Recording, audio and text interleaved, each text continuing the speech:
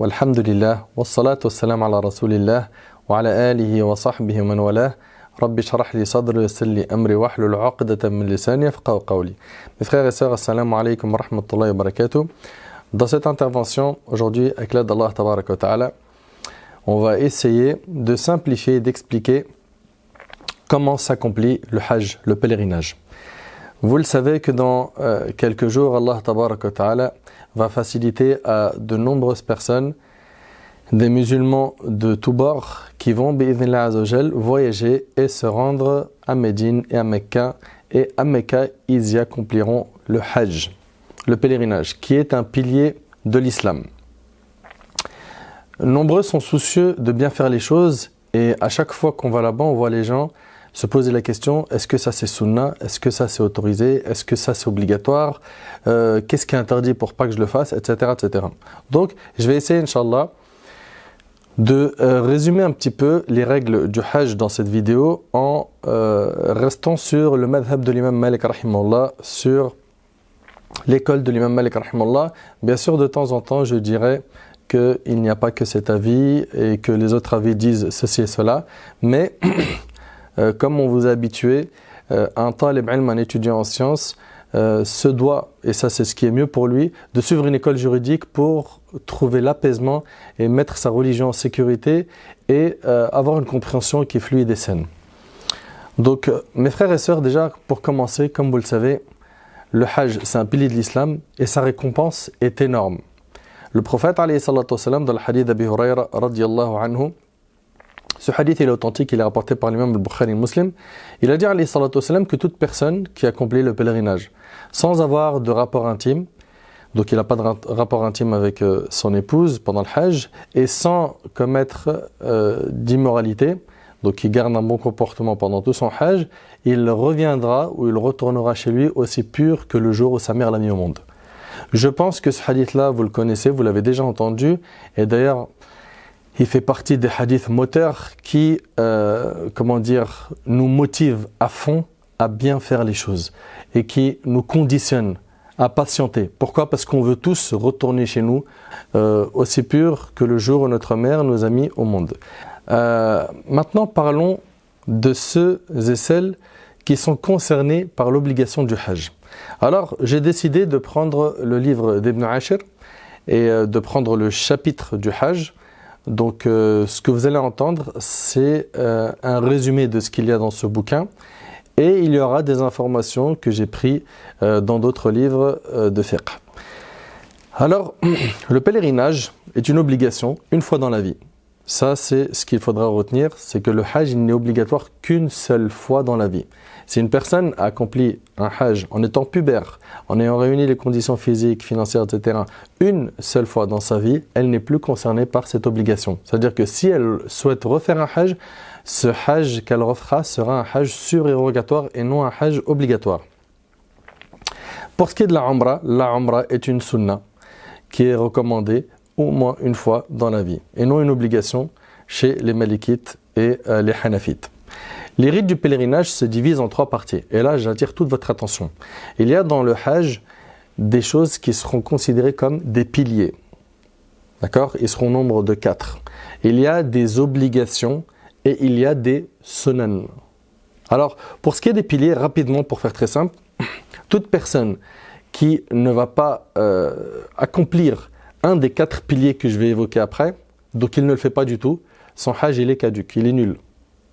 Ok ? Et le pilier, une fois raté, ne se rattrape pas en sacrifiant une bête comme pour un acte obligatoire.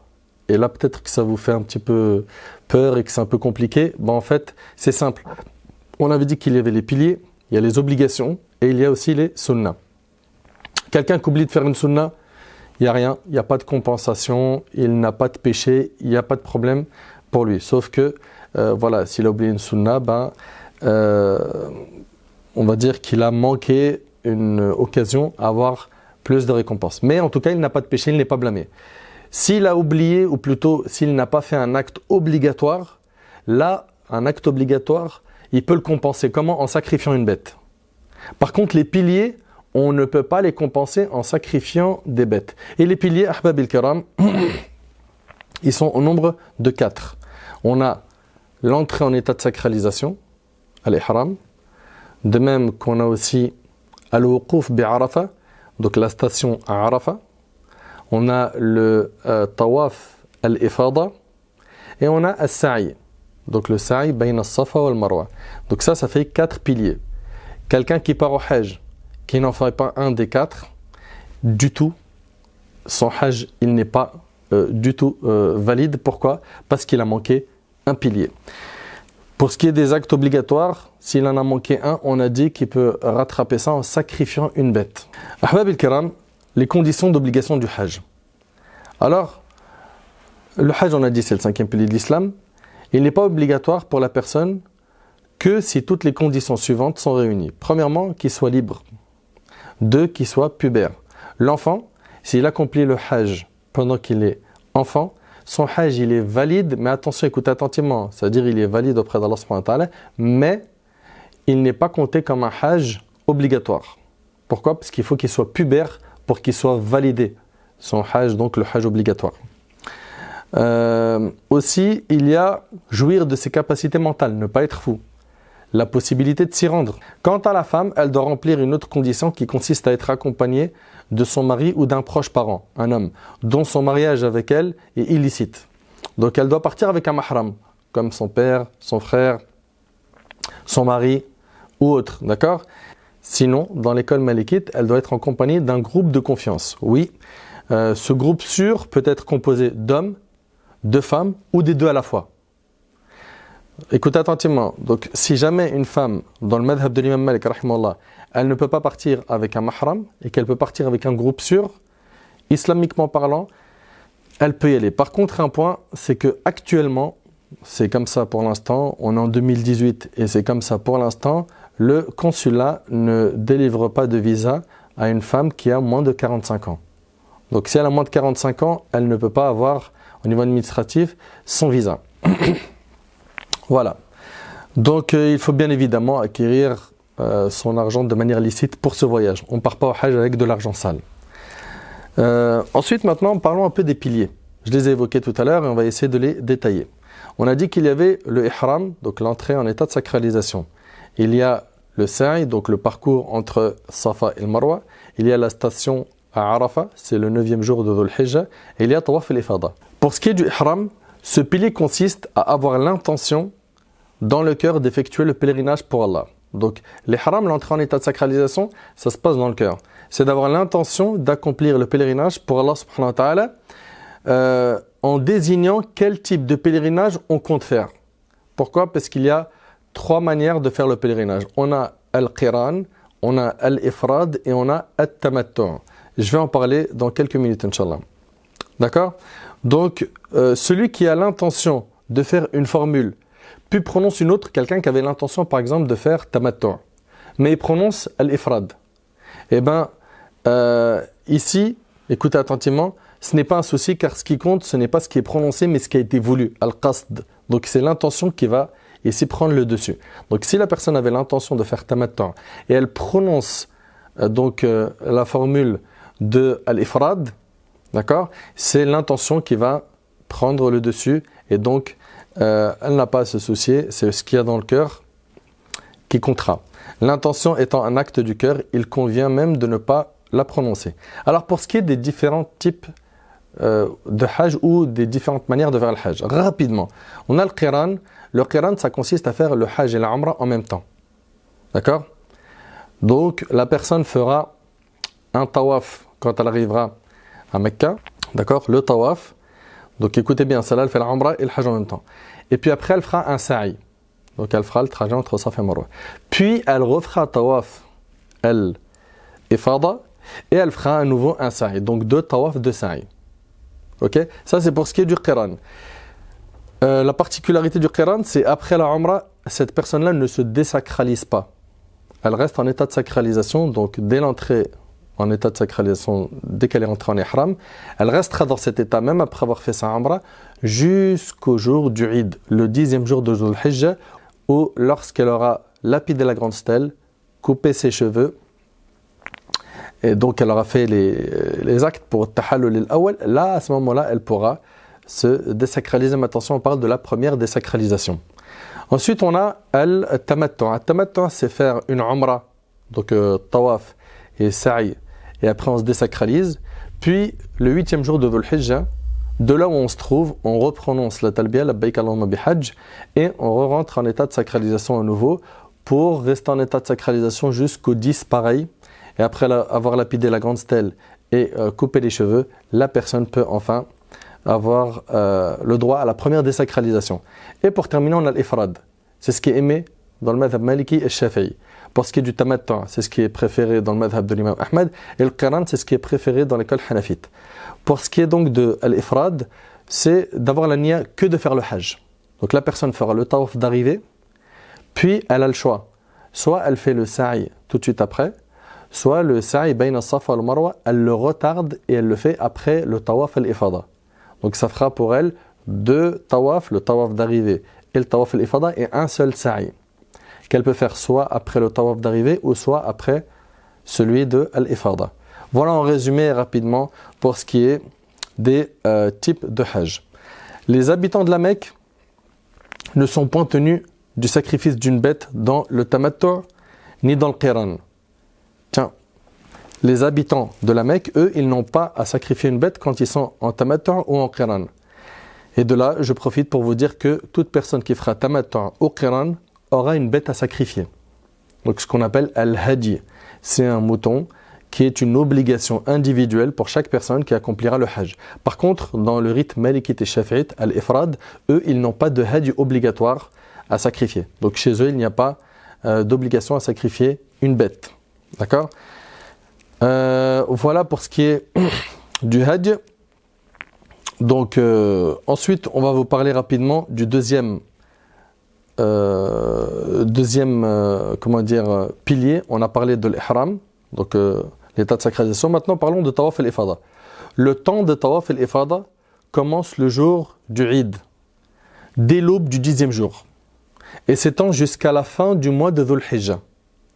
Vous écoutez ? Donc ça commence le jour du Eid, dès l'aube du 10e jour, et ça s'étend jusqu'à la fin du mois de Dhul Hijjah.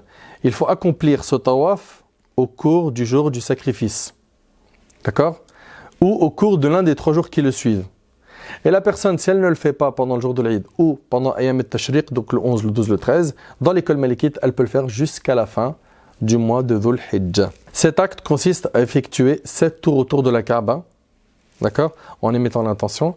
Comme pour tous les actes du pèlerinage, il convient de l'effectuer de manière posée et concentrée, en ne pensant qu'à Allah et en évitant les paroles inutiles, de faire du tort à un musulman, etc. Alors les conditions de validité de ce pilier.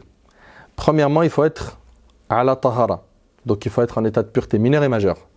Vous vous rappelez, on vous a dit plusieurs fois que celui ou celle qui va faire le tawaf autour de la maison sacrée, donc autour de la Kaaba, il est considéré comme quelqu'un qui est en prière. Le prophète il a dit at-tawaf bil bayti salat. Le tawaf autour de la maison sacrée, c'est une prière. Donc une personne qui tourne autour de la Kaaba, c'est comme si qu'elle priait. Et quand on fait la prière, on sait qu'on doit avoir les ablutions. Donc c'est un shart, une condition chez la majorité des écoles, et entre autres, c'est l'opinion de l'imam Malik rahimahullah. Donc la personne devra se purifier le corps, les vêtements, tout comme pour la prière. Bien sûr, pour accomplir ce tawaf, il faut couvrir sa nudité. 3. Accomplir le tawaf à l'intérieur de la mosquée, même si on se trouve un peu éloigné de la Kaaba, mais à l'intérieur de la mosquée. Aussi, qu'il ait le corps entièrement en dehors du Hijr d'Ismaïl. Le Hijr d'Ismaïl, vous avez la Kaaba qui est ici, et vous avez un U qui est devant. Donc il faudra faire le tawaf en passant autour de la Kaaba, mais aussi en étant à l'extérieur du Hijr. Parce qu'il se peut qu'une personne se dise, tiens, si je passe à l'intérieur du U pour faire un raccourci, en fait, celui qui rentre dans le Hijr, il est rentré à l'intérieur de la Kaaba. D'ailleurs, celui qui prie dans le Hijr d'Ismaïl, c'est comme si il avait prié à l'intérieur de la Kaaba. Donc là, à ce moment-là, tu n'auras pas fait le tawaf autour de la Kaaba, mais tu seras rentré à l'intérieur. Et là, c'est pas bon. Ton tawaf n'est pas correct. Effectuer aussi, donc pour ce qui est du tawaf, 7 tours. Il faut que ça se fasse par 7 tours. Chaque tour commence et se termine à la pierre noire. La pierre noire, c'est le point de départ. y a beaucoup de gens qui se disent, on commence à tourner à partir de quoi? Dès que tu as la pierre noire à ta gauche, c'est là que tu commences le tawaf. D'accord? Donc il faut toujours avoir la Kaaba sur sa gauche. Le tawaf, ahbab al-kiram, doit se faire sans interruption. Donc là, ce qu'on appelle al-mualat. Al-mualat, c'est-à-dire ça se fait de manière enchaînée. Et ça, c'est une condition chez l'imam Malik et chez l'imam Ahmad. Il faut que la personne enchaîne son tawaf.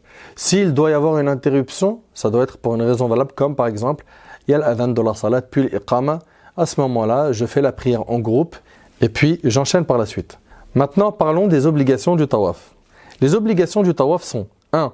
Effectuer le tawaf al-ifada après avoir accompli la lapidation de la stèle de l'Aqaba. La stèle de l'Aqaba, c'est la grande stèle qu'on va lapider le jour de l'Aïd. 2. Les 2 rak'at après chaque tawaf. Ça aussi, c'est une obligation. Donc là, quand on parle d'actes obligatoires, retenez que si la personne ne les fait pas, elle devra sacrifier une bête. 3. Le fait de l'accomplir en marchant, pour celui qui peut marcher. C'est-à-dire, si quelqu'un a la capacité physique de marcher pendant tawaf, Safa et Marwa, et qui prend une chaise roulante, alors qu'il a la capacité, il doit sacrifier une bête. D'accord?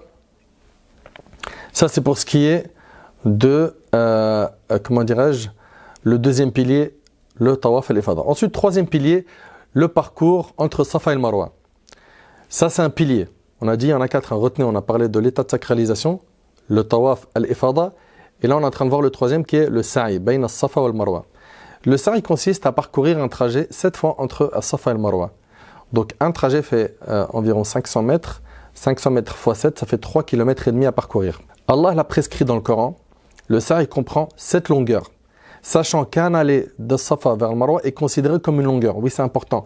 Là, j'ai Safa et là, j'ai Al-Marwa. Écoute attentivement. Je pars de Safa, je vais à Al-Marwa. Je fais ça, ça fait un trajet. Je reviens, ça fait 2, 3, 4, 5, 6, 7, je dois être à Marwa. Si quelqu'un pense qu'un trajet, c'est d'en faire 2, par exemple, il part comme ça jusqu'à Marwa et il revient, eh ben non, ça, c'est pas l'avis des 4 écoles. Donc, de Safa, tu pars à Marwa, tu as fait un trajet. Okay, il y en a 7 au total à faire. Les conditions de validité de ce troisième pilier du pèlerinage sont 1. Accomplir ce trajet après le tawaf. Donc ça doit être enchaîné. Ne pas l'interrompre sans raison valable. Pas de pause longue. Bien sûr, il est possible de le faire à son allure. Surtout pour les personnes très âgées. Il est toléré une petite pause comme pour prier une prière de janaza. Effectuer ce parcours à 7 reprises. Et commencer par Safa. Ça, c'est pour ce qui est des conditions de ce pilier. Ensuite, les obligations du sa'i sont uniquement le fait de l'accomplir en marchant, pour celui qui peut marcher. D'accord? Pour ce qui est de la pureté rituelle, donc at-tahara, est-ce que c'est obligatoire d'avoir les ablutions ou pas pour Safa et Marwa? C'est mandoub, c'est recommandé. C'est recommandé. Bien entendu, le pèlerinage étant une étape importante dans la vie du musulman, il convient toujours d'être en état de pureté, de multiplier les actes d'adoration et les invocations. Ensuite, on a le 4e pilier du pèlerinage, et c'est le dernier, c'est la station à Arafat. Celle-ci consiste à s'arrêter ne serait-ce qu'un moment, donc Ba'd al-Zawal, et un moment aussi à la nuit du 9 de Dhul Hijjah. Cet endroit s'appelle Arafat. Le prophète a dit Arafat kulluha mawqif, donc c'est un endroit qui est assez grand. Beaucoup de gens pensent que Arafat c'est uniquement l'endroit où il y a Jabal al-Rahma. Non, ça c'est faux. C'est grand, et le prophète il a dit que Arafat entière est une station. Donc peu importe où tu te trouves, tu es là-bas, dans cet endroit-là, ce périmètre à Arafat. Vous allez voir que c'est délimité, il y a des panneaux, etc. Et que normalement, vos guides vous indiqueront le périmètre de Arafat. Pour ce qui est de Arafat, il faut savoir qu'il y a 2 arrêts. Il y a un arrêt qui est considéré comme obligatoire, et il y a un arrêt qui est considéré comme un pilier du Hajj. Alors, celui qui est considéré comme un pilier, celui-ci consiste à s'arrêter ne serait-ce qu'un moment de la nuit qui précède le jour du sacrifice, c'est-à-dire entre le ghurub et shams, c'est-à-dire que dès que le Maghreb s'est couché, le jour de Arafat, jusqu'à l'aube. D'accord? Jusqu'à l'aube, donc ce fajr-là, ça sera le fajr du jour du Eid, le 10e jour de Dhul Hijjah. Donc du Maghreb au fajr, ça, il faut s'arrêter un instant, un moment, ça c'est un pilier, cet arrêt-là est un pilier dans l'école malikite. L'autre arrêt, qui est une obligation, celui-ci consiste à s'arrêter ne serait-ce qu'un moment compris entre le moment du zawal, donc dès que le soleil décline du zénith, et le coucher du soleil. Donc de zawal jusqu'au maghreb, il faut s'arrêter un moment Et là, cet arrêt-là est considéré obligatoire. Du Maghrib, par contre, jusqu'au Fajr, c'est considéré comme un pilier. L'arrêt là-bas, c'est un pilier. Maintenant, on s'arrête combien de temps? Ça arrive. Il faut en tant que devoir de ce pilier un temps minimum pour cette station équivalent au temps que le fidèle met habituellement pour effectuer une station assise entre deux prosternations de la prière. Donc c'est un court moment. Un court moment, mais en tout cas, on doit y être de Zawal jusqu'au Maghrib. Un instant, un moment. Ok? Ça, c'est pour l'obligation. Et il y a un moment aussi, on doit y être du Maghrib jusqu'au Fajr. Ça, par contre, c'est un pilier. Les deux conditions de validité pour qu'un passager par cet endroit valide sa station sont savoir que c'est là l'endroit dit Arafat et avoir l'intention par ce passage de faire le pilier en faisant acte de présence à Arafat. Maintenant, voyons en détail les obligations du Hajj. Les actes obligatoires sont alors la sacralisation au miqat avant de le dépasser et non après. D'accord? Donc se mettre en état d'ihram à partir du miqat. Si quelqu'un passe le miqat sans se mettre en état de sacralisation et se met en état de sacralisation après, il devra sacrifier une bête pour compenser à son manquement. D'accord? Bien sûr, son hajj par la suite sera valide, mais il aura fait une erreur, il faudra réparer ça par le sacrifice d'une bête. Aussi, parmi les obligations, mettre les habits de sacralisation en enlevant tout vêtement cousu.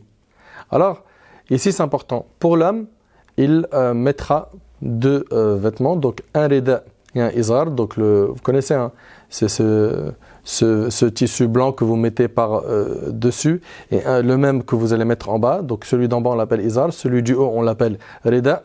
Et pour ce qui est de l'homme, il n'a pas le droit aux sous-vêtements, chaussettes, etc. Tout type de vêtements est interdit. Il n'aura que ces deux bouts de tissu sur lui, avec bien évidemment sandales ou claquettes. Chez les Malikites, montre et bague ne sont pas à mettre. Montre et bague, non. Chez les Malikites, je précise également que ce n'est pas du tout à faire de mettre sac à dos, sacoche ou bien ceinture, sauf si la personne en a réellement besoin. À ce moment-là, elle a le droit de mettre par exemple une ceinture, mais sur la peau, pas au-dessus du vêtement. Sur la peau, pas au-dessus du vêtement. Ça sera la même chose pour le sac à dos. D'accord? Donc ça c'est pour ce qui est du madhab maliki. Faites-y attention. Allah barik fikum. Je profite également pour vous rappeler que si quelqu'un a des objets de valeur, alhamdoulilah, il y a des coffres forts dans les hôtels. Si la personne a besoin de prendre un petit peu d'argent, elle peut prendre un sac à dos mais le tenir dans sa main. D'accord? Mais ne pas le mettre sur elle. Donc ne mets pas de sac à dos sur ton dos, sauf comme on l'a dit, s'il y a vraiment une nécessité, tu as des choses importantes à conserver, là tu peux mettre ce sac à dos ou cette ceinture en les collant sur ta peau. Et après tu mets le vêtement de ihram. Parmi les obligations, on a aussi la talbiya. La talbiya, elle est obligatoire. D'accord? Surtout quand tu vas partir du miqat, le début n'est pas à rater. La talbiya. Aussi, tawaf al-qudum. Tawaf al-qudum, c'est le tawaf d'arrivée. Les deux rak'at après chaque tawaf sont obligatoires. Il y a une divergence dans l'école malikite, mais elles sont obligatoires. Aussi, faire suivre de suite le tawaf par un sa'i. D'accord? Ça fait partie des obligations. Le fait de marcher à pied dans le tawaf et le sa'i. Rester campé une partie de la nuit. Quand? À l'endroit dit Muzdalifa. D'accord? Donc rester campé une partie de la nuit. La lapidation des stèles, ça fait partie des obligations. Le rasage ou le raccourcissement des cheveux, ça fait partie des obligations.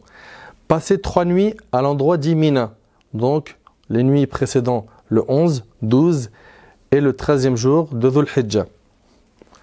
Très bien. Donc rapidement, pour ce qui est de l'intention de se mettre en état de sacralisation. Cela s'effectue lorsqu'on arrive à certains endroits bien précis qu'on appelle al-mawaqit. J'ai déjà fait une vidéo dessus dans la série du Hajj et vous pourrez voir l'entrée en état de sacralisation en détail avec les dessins des mawaqit. En tout cas, tu passeras par le miqat donc qui te rencontre dans ta position géographique. Ça veut dire que le prophète sallallahu a dit que Dhul Hulayfa, ça c'était pour les habitants de Médine, d'accord? C'est à 420 km au nord de la Mecque. On a Al-Juhfa, d'accord? pour les habitants du Sham, d'Égypte, Soudan, etc. Qarn al-Manazil, d'accord? Donc ça c'est pour les habitants de Najd. Yalamlam, pour ceux qui viennent du Yémen, d'Inde, etc. Dhatu Irq, pour ceux qui viennent d'Irak et ceux qui viennent de leur côté. Donc il faudra passer par un de ces miqats. Un de ces miqats, c'est là-bas où on rentre en état de sacralisation. C'est les points de départ si vous voulez, il y en a 5. Je répète leur nom, Dhul Hulayfa, on a Al-Juhfa, Qarn al-Manazil, Yalamlam et Dhat Irq. Attention, il s'agit bien de le faire avant de dépasser le miqat. Je parle ici de l'entrée en état de sacralisation, c'est avant de dépasser le miqat. D'accord? Et non après, c'est pas je dépasse le miqat et après j'entre en état de sacralisation. Non. 2. Pour se mettre en état de sacralisation, le pèlerin doit retirer tous ses vêtements habituels afin de revêtir ceux du pèlerin, tout en prononçant la talbiya.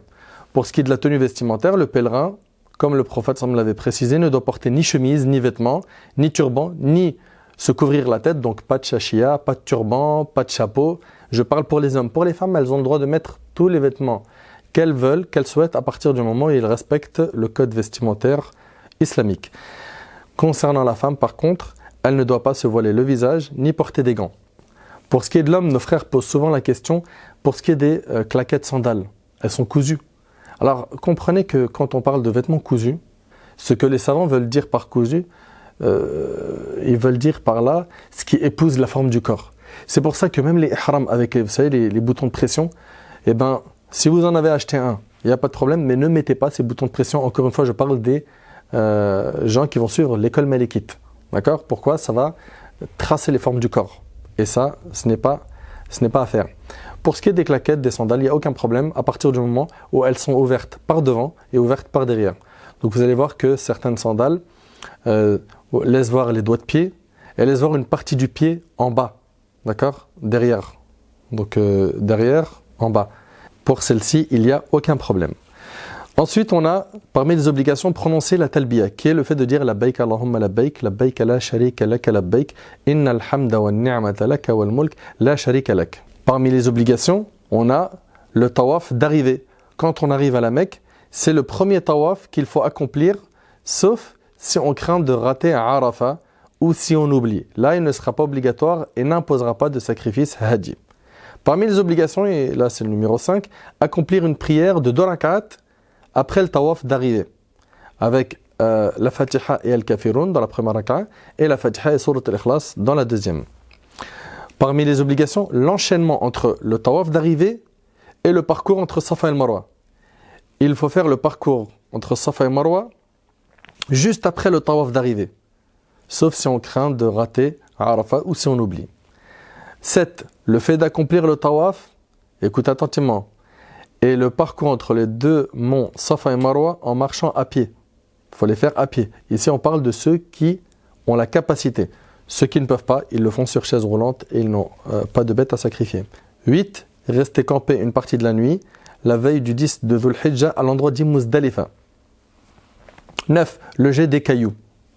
Le jet des cailloux, on n'a pas parlé de pierre, parce qu'une pierre c'est plus grand, de cailloux. Donc jeter les pierres de l'Aqaba. L'Aqaba c'est la grande stèle et ça c'est le jour de l'Eid. On va aller le jour de l'Eid, donc le 10 de Dhul Hijjah, direct sur la grande stèle et là on y jettera 7 cailloux. Donc ça c'est le jour du sacrifice. Le temps de cette lapidation débute à l'aube, donc du Fajr de ce jour, et il est préférable mandoub de faire cette lapidation après le lever du soleil et jusqu'au zénith. Ça c'est ce qui est préférable.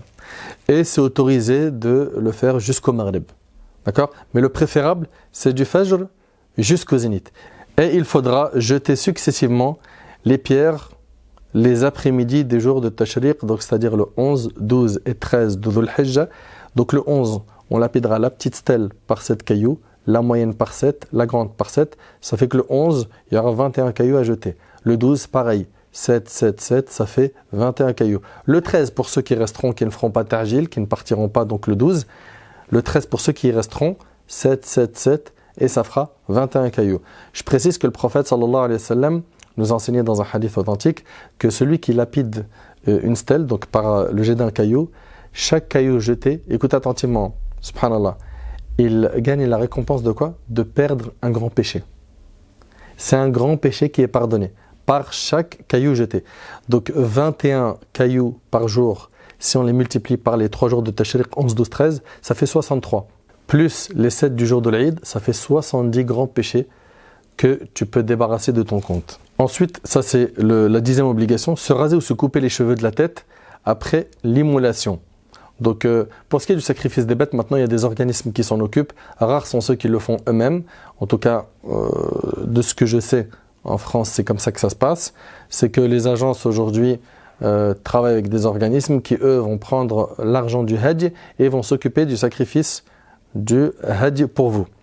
Donc vous, il vous restera la lapidation de la grande stèle, vous couper ou raccourcir les cheveux, et comme la bête, c'est pas vous qui vous en occupez de son sacrifice, il vous restera tawaf al-ifada.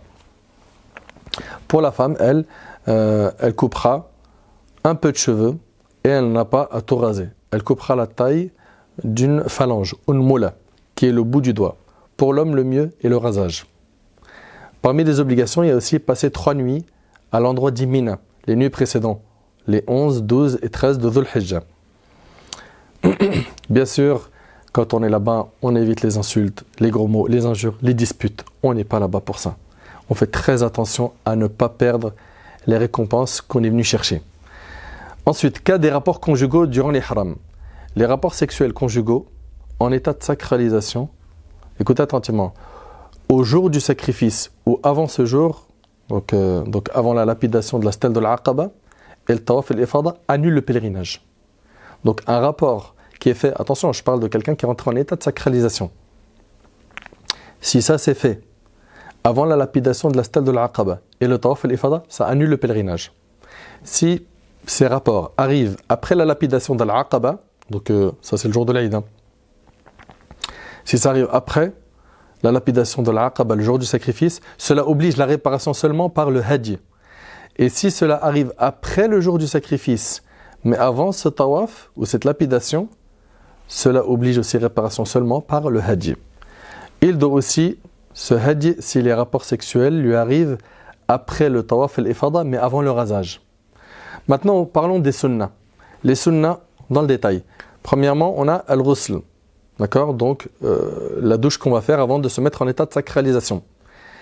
Et donc, on va s'épiler, il sera sunnah de s'épiler les poils des aisselles, du pubis, se couper les ongles, etc., etc. Et la personne pourra se parfumer avant de rentrer en état d'ihram, sauf si elle est malikite. Pourquoi? Parce qu'ils craignent que cette odeur reste après l'entrée en état de sacralisation. Pour eux, non, ce n'est pas à faire.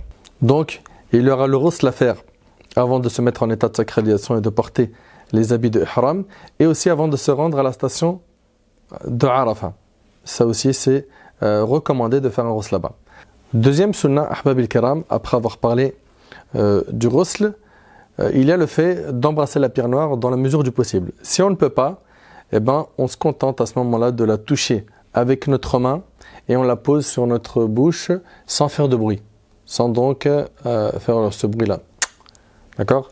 Chez les autres écoles juridiques, on trouvera qu'il y a taqbil, que la personne embrasse sa main. Par contre, dans l'école malikite, c'est sans faire de bruit. Si la personne ne peut pas toucher la pierre noire et poser sa main sur sa bouche, à ce moment-là, en passant, donc à la hauteur de la pierre noire, elle dit juste Allahu Akbar sans lever la main. Alors qu'on trouve dans les autres écoles juridiques qu'à chaque fois que la personne passe à côté de la pierre noire, elle lève la main. D'ailleurs, on verra que beaucoup de gens là-bas le font. Dans l'école malikite, ils ne lèvent pas la main. Ça fait partie des choses, on va dire, spécifiques au madhab. Tout comme dans l'école malikite, quand on commence le tawaf, on ne fait pas ce qu'on appelle al-ittiba'. Al-ittiba', ça veut dire découvrir l'épaule droite. D'accord, pendant les 7 tours autour de la Kaaba. Vous allez voir que beaucoup de gens vont découvrir leur épaule en prenant le vêtement qui est au-dessus, le rida, et ils vont le jeter sur l'épaule gauche. Ils auront l'épaule découverte, je parle de l'épaule droite découverte pendant le tawaf. Et ils la recouvriront à la fin. Ça, dans l'école malikite, ça ne se fait pas. Donc les 2 épaules restent couvertes pendant tout le tawaf. Bien sûr, la personne, pendant qu'elle tourne, elle passera aussi par ce qu'on appelle al-rukn al-yamani, le coin yéménite. Il est aussi recommandé de toucher al-rukn al-yamani avec la main dans la mesure du possible. Ensuite, on a la circulation, donc le tawaf dit de l'adieu. le tawaf d'adieu, il est considéré comme sunnah dans l'école malikite. Contrairement à d'autres écoles qui verront ça comme une obligation. Dans l'école malikite, écoute attentivement s'il vous plaît, le tawaf d'adieu est considéré comme sunnah. Donc, si jamais une femme, elle reste indisposée jusqu'à la fin du séjour et qu'elle a pu avant cela faire tawaf al-ifada et qu'elle ne fait pas tawaf al-wada', le tawaf d'adieu, chez les malikites, c'est sunnah. C'est-à-dire que ce n'est pas un crime, ce n'est pas grave si la personne ne le fait pas. Si la femme par contre elle est indisposée pendant toute la période où on est à la Mecque, eh ben, elle viendra avec nous à Mina, à Muzdalifa, à Arafat, elle rentrera d'ailleurs en état de sacralisation avec nous, d'accord ? Elle fera même le ghusl que l'on fait avant d'entrer en état de sacralisation alors qu'elle est indisposée. C'est parce que c'est un ghusl pour entrer en état d'ihram. Par contre, elle ne fera pas le ghusl qu'on fait quand on arrive à la Mecque, si elle est encore indisposée. D'accord ? Donc elle fera le premier, elle ne fera pas le deuxième. Cette femme qui est indisposée, donc on a dit qu'elle viendra avec nous à Mina, à Muzdalifa, à Arafat, elle fera les invocations avec nous, elle lapidera les stèles sans problème. Sauf que le tawaf, elle ne peut pas le faire parce qu'il faut rentrer dans la mosquée. Et chez les 4 écoles, on ne rentre pas dans une mosquée quand on est indisposé. Et le tawaf en plus, il a besoin d'une tahara, d'un état de pureté mineur et majeur pour pouvoir faire le tawaf.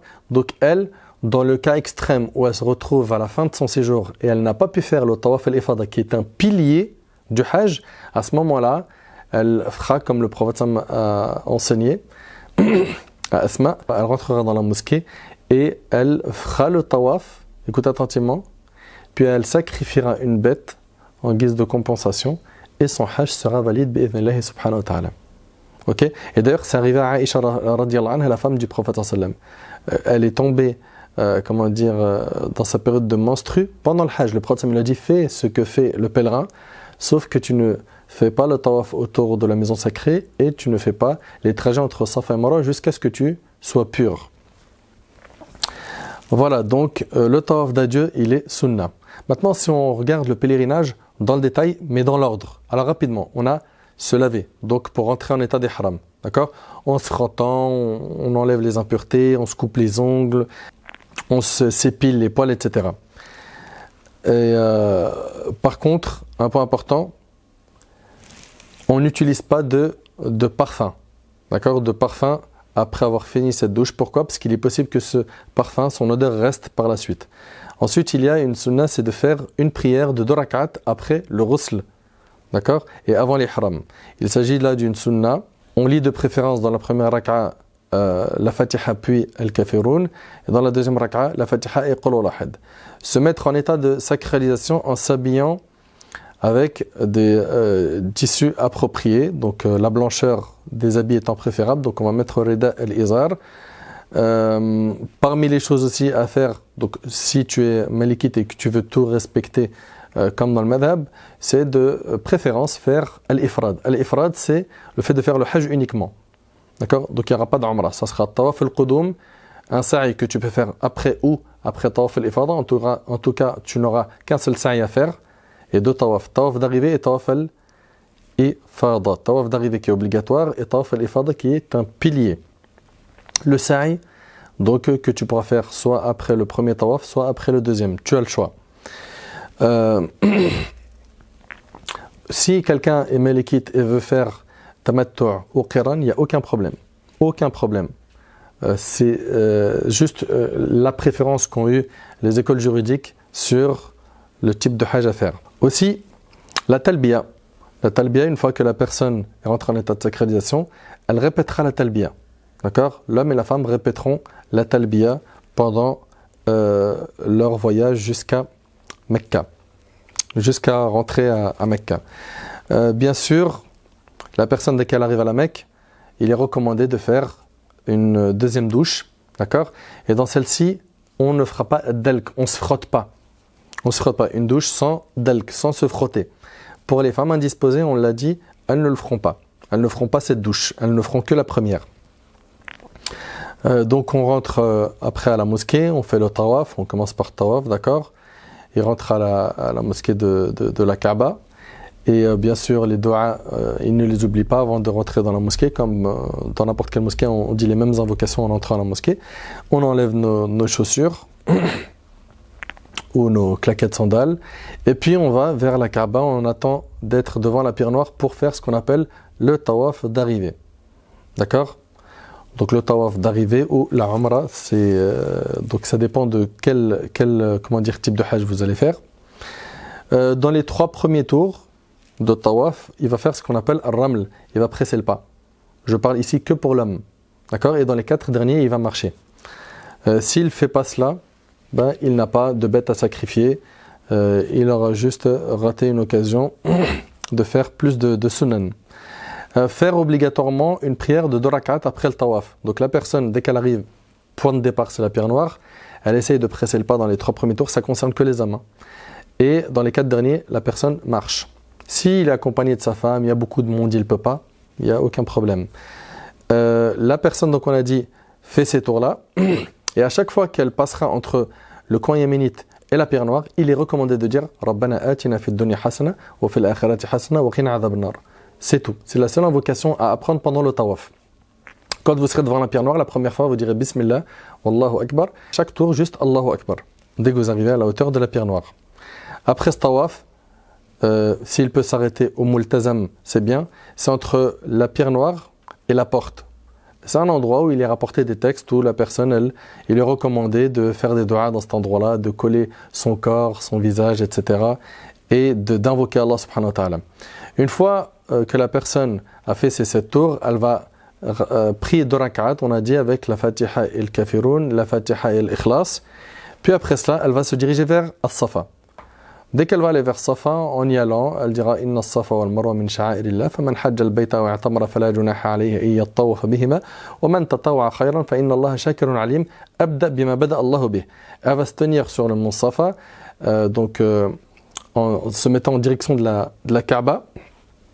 Elle lève les mains et elle dit Allahu Akbar, Allahu Akbar, Allahu Akbar, la ilaha illallah. Donc des invocations qu'on normalement on vous communiquera, Inch'Allah, dans des petits livrets. Et il y a une vidéo dans la série du Hajj où il y a toutes les invocations du Hajj pour ceux et celles qui souhaitent les retrouver. Donc la personne fera ces formules de dhikr, puis après elle invoquera Allah, puis après elle refera ses formules de dhikr, Allahu Akbar, Allahu Akbar, la ilaha illallah, wahdahu la sharika lahu al-mulk, etc. jusqu'au bout. Puis après elle fera des doigts, puis après elle le redira une 3e fois, et après elle descend pour aller vers Marwa. D'accord? En allant vers Marwa, la personne fait les doigts qu'elle veut. Elle arrive à Marwa, elle dit exactement ce qu'elle a dit à Safa, excepté qu'elle ne dira pas le verset Inna Safa wal Marwa min sha'airillah faman hajja al-bayta wa i'tamara al-aya. Ça, la personne ne le dira pas, et elle ne dira pas Abda bima bada Allahu bih. C'est-à-dire, elle dira juste la formule Allahu Akbar, Allahu Akbar, Allahu Akbar, la ilaha illallah wahdahu la sharika lahu al-mulk wa lahu al-hamdu ala kulli shay'in qadir, etc. Ensuite, donc la personne fait les va-et-vient entre Safa et Marwa. Pour le 7e jour de Dhul Hijjah, donc la personne elle écoute un prêche, c'est vrai que c'est recommandé, ça fait partie des prêches recommandés. Le 8e jour de Dhul Hijjah, c'est le premier jour du Hajj. Ce jour-là, la personne va à Mina, elle y accomplit Dhuhr, Asr, Maghrib et Isha, et le Fajr du lendemain. Et chaque prière sera raccourcie, elle les fera en 2 rak'at, en la priant en son temps, sans faire jama', sans regrouper les 2 prières. Le 9e jour, la personne part à Arafah, elle y accomplit Dhuhr et Asr, d'accord, en faisant jama' et qasr, c'est-à-dire que les prières sont regroupées et sont raccourcies. Chez les Malikites, il y a 2 adhan, 2 iqama, d'accord. Pour chaque prière, il y a un adhan et une iqama. Les autres savants voient qu'un seul adhan et 2 iqama. Ensuite, on y reste là-bas jusqu'à le Maghrib, et un petit peu après le Maghrib, on part pour Muzdalifa. Muzdalifa, on y va pour prier al-Maghrib et al-Isha, jama' et qasr. La personne peut prier son witr et dormir. Si elle a besoin de manger, elle mange et elle dort. Après s'être arrêtée à Muzdalifa, la personne passe la nuit là-bas, d'accord? Et le lendemain, donc ça sera le jour du Eid, le 10e jour de Dhul Hijjah, la personne prie le Fajr à Muzdalifa, puis elle va ramasser 7 cailloux pour partir lapider la grande stèle. Si elle veut ramasser même tous les cailloux de Muzdalifa, il n'y a pas de problème. Mais en tout cas, il est recommandé que ceux qu'on va utiliser pour la grande stèle de l'Eid soient ramassés à Muzdalifa. D'accord? La personne prend ces 7 cailloux et se dirige vers Mina. Mina, elle va lapider uniquement que la grande stèle par 7 cailloux. Elle dira Bismillah, Allahu Akbar, et elle jette le premier caillou, Allahu Akbar, le deuxième, Allahu Akbar, le troisième, 4, 5, 6, 7. D'accord? Ça, on a dit, la personne partira de Muzdalifa un petit peu avant Le lever du soleil. Bien évidemment, avant cela, il est recommandé de faire des invocations عند المشعر الحرام, etc. On arrive à Mina, Ahbab al-Kiram. La personne lapide la grande stèle par 7 cailloux. D'accord.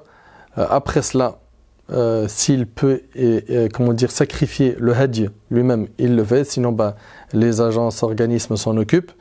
Notons que seul le pèlerin qui effectue un pèlerinage de tamattu ou de qiran devra sacrifier une bête. Celui qui fait ifrad n'a pas de bête à sacrifier. Ok. Pour celui qui fait le ifrad, donc le hajj simple, le hajj n'est pas un devoir pour lui.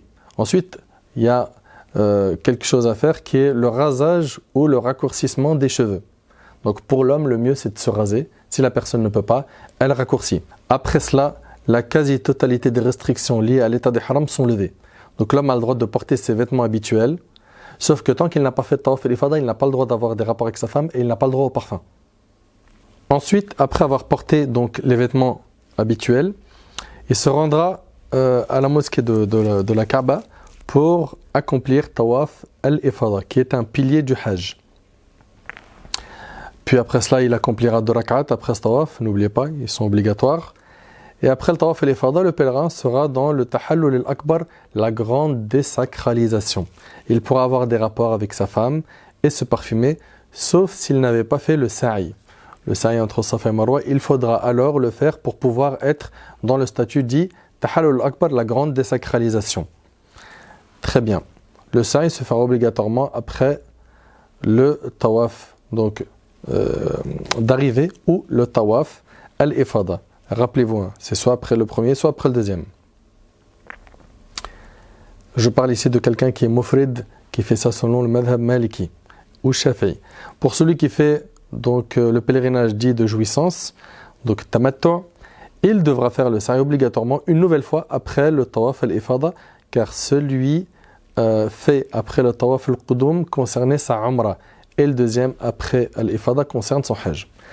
Après le 10e jour de ce mois et pendant les 3 jours qui suivent, donc ayam al-tashriq, le 11, 12 et 13 de Dhul Hijjah, chaque jour on a dit qu'on jettera 21 cailloux sur les 3 jamarat, d'accord, donc les 3 stèles. 7 cailloux pour chacune. Le temps de ces lapidations est du zawal jusqu'au coucher du soleil pour chaque jour concerné. Ça c'est le temps, on va dire, recommandé. Après, il y a des savants qui autorisent de le faire même après la nuit. Le pèlerin, durant chaque jour de tashriq, devra lapider les 3 stèles de Mina. D'abord la plus petite, après il fera des invocations. Puis celle du milieu, après il fera des invocations. Et la grande, et par contre, après la grande, il ne fait pas d'invocation. Chacune, on a dit, il jette 7 cailloux. Il vérifie à ce que la taille ne soit pas trop grande, que ce ne soit pas de l'argile, de la terre, que ce soit des cailloux. Il vérifie aussi qu'elle ne soit pas impure. Ça pourrait être des petites crottes qu'il croit que c'est des pierres. Il se rapproche bien de la stèle. Ne jette pas ça de trop loin, de peur que ça atterrit pas dans la stèle. Et voilà, ça sera pour les 3 jours de tashriq, 11, 12 et 13. Il y en a 21 par jour à jeter. Ainsi, le pèlerin qui lapide répète les gestes effectués par Ibrahim alayhi salam, le bien-aimé d'Allah, lorsqu'il lapida le diable qui tentait de le dissuader d'obéir aux ordres divins, à savoir de sacrifier son fils Ismaïl. Remarque, le 2e jour après le jour du sacrifice, c'est-à-dire le 12 de Dhul Hijjah, après que le pèlerin ait fait les lapidations de ce jour, s'il est pressé de partir, il a le droit de partir. Donc il peut faire ce qu'on appelle ta'jil. Mais par contre, il devra partir avant le Maghrib. C'est-à-dire qu'il devra avoir fait sa lapidation, les 3 stèles, et quitter Mina avant le Maghrib. S'il est resté jusqu'à après le Maghrib, à Mina, il devra dormir cette nuit-là, à Mina, et il partira le 13e jour. Le 13e jour de Dhul Hijjah. Avant de quitter la Mecque, il fait de préférence un dernier tawaf qu'on appelle tawaf al-wada', le tawaf d'adieu. 7 tours autour de la Kaaba, puis il fera 2 rak'at. Pour les 2 rak'at, derrière Maqam Ibrahim, chez les 4 écoles, on a le droit de les faire dans n'importe quel endroit de la mosquée. D'ailleurs, Omar al-Khattab, il les a même fait à l'extérieur de la mosquée. Donc les 2 rak'at, si tu vois que derrière Maqam Ibrahim, il y a trop de monde, tu les fais dans n'importe quel endroit de la mosquée. Après chaque prière obligatoire, durant les 4 jours de la fête, il est recommandé de faire le takbir, D'accord, de dire Allahu Akbar, la ilaha illallah, Allahu Akbar, wa lillahi alhamd. Donc ça c'est après les prières obligatoires.